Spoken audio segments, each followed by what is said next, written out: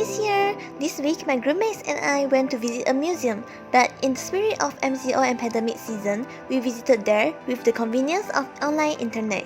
We can freely look through the whole museum in AR and full rotation, so rather than the conventional normal physical visit, our experience this time is all in digital.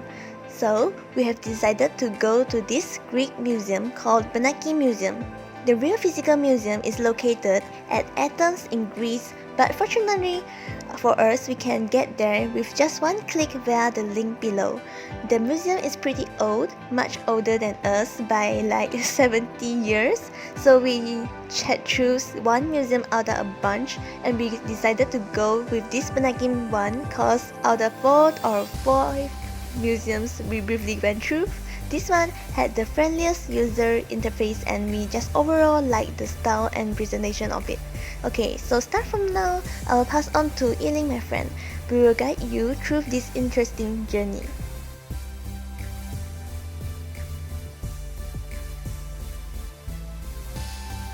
So the reason we decide to suddenly visit this museum is so that we can study about it, to go and observe the element of experiential design at play here.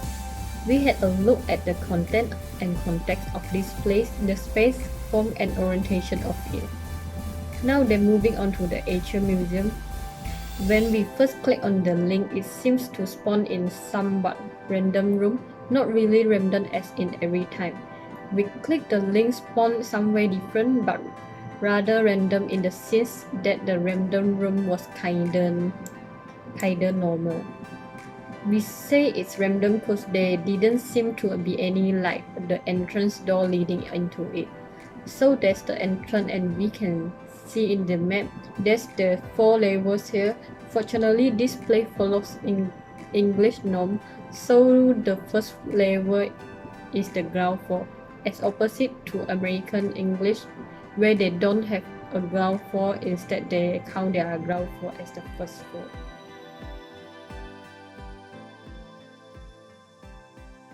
Alright, so then after we spawned in, we start navigating the museum with the very handy map tool in the bottom left of the screen.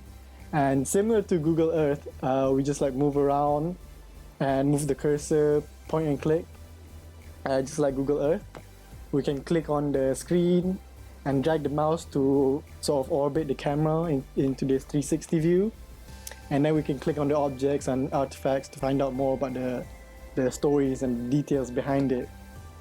Unlike Google Earth, however, there's only like a set point that we can move to, and it's indicated by this like glowing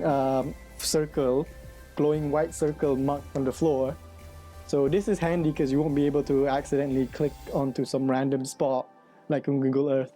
You know, in Google Earth you can just like get lost into it. You know, you can accidentally click here and there and here and there, and then you don't even know where you are. But in here it's set, it's fixed, so you won't have to worry about like getting lost to some part of the museum. There's also like a bunch of buttons in the corner, in the bottom right corner of the screen, and we can press it. It does like, it turns left, right, up, down, zoom in on all that. So you can press the buttons instead if you prefer pressing rather than using the mouse to navigate. And then moving on, we can also see that this museum got its text and information written in Greek language. So we don't have any idea what it means. We're not versed in the Greek language. Luckily for us, though, there are 6 different languages in audio form that lets us hear it instead. And one of them is in English, so good for us since we'll be able to understand from that easier. The icon of St. Luke painting the portrait of the Virgin or the Hydria, signed by Domenicos Theotokopoulos. But yeah, outside of this, we'll have to translate the words to Google Translate in order to understand the stories and info and other words present in the interface. Alright, you can cut this bit now, Kai.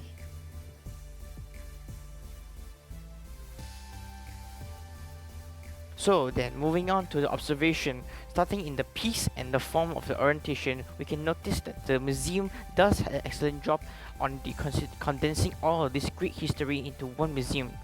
which have taken between 1 to 2 hours to walk physically in the place. Its interior design as external design then is very fitting. From the outside, we can know that the Benaki Museum is a Greek classical style building. From the inside, it's combined traditional Greek style and Shabbichin designs. What makes the traditional inside stands on its own are the combination of tire and true decal styling, utilizing traditional furnishing mixed with modern elements that keeps a room from looking too much of one particular styles. Shabbichin then, on the other hand, has roots in the antiques vintage designs and furnishing with a decisible, comfortable takes and boosts the timeless left in the vintage inspired appeal. At the same time, the space is magnificent and spectacle because of the establishment of the exhibits and antiques.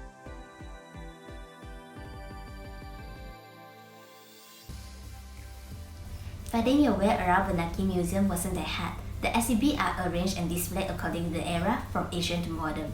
Visitors are able to move to another room by clicking the map which represents at the left bottom corner. It also provides circles in different locations which we are able to click, and this indicates visitors are moving forward.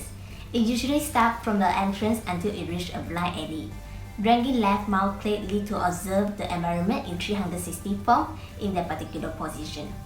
Full screen function is available as well to provide a better experience for users, so the user can interact with those art pieces without distance restriction.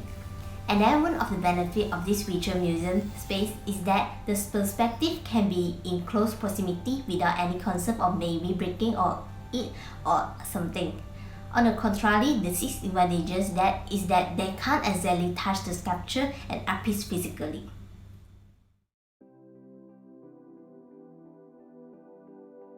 Now, moving on to the content and context, what's present in the museum. First, we can note the obvious, that all the text and info that's presented is in foreign Greek language. So it took us quite a while because we had to Google Translate everything for us to understand. So like we mentioned before, there are 4 different floors, and the ground floor is the part that most historians would be interested in. It covered the period of history from the Neolithic right through the 6500 BC to the 17th century. The first floor of the Benaki Museum continues with the late post-Byzantine era,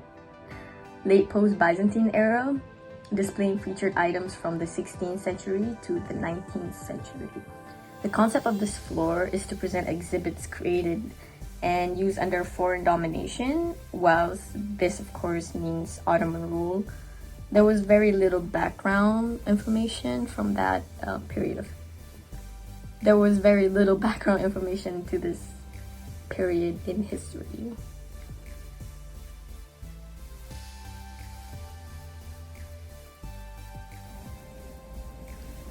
Hello, it's Sam here. So we're gonna be wrapping up the vlog here. And before we do so, I would like to talk about the experience we've had during that virtual tour. Honestly, it was a really nice experience, but it would have been better in real life if we got to visit it physically. First off, I'd like to start talking about the interior. The interior was very fascinating. Like, the way I personally felt was like, it looks really attractive, like somewhere I really have to visit that. It's like in my bucket list now. And all of us felt like it would be a really nice place to visit, or a really nice place to see, like a really nice experience basically.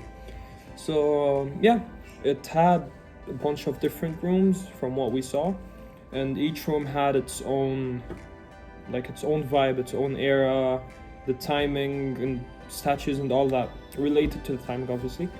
And speaking about the outside looks of the museum itself, it really gives off the temple, the Greek temple or the Greek hall vibe. Anyways, so we all felt very curious to visit the place in real life, and sadly due to the pandemic we weren't able to go, or anyways, but like it wasn't that bad. Like, the company of my group mates, it wasn't bad, it was fun, we enjoyed it.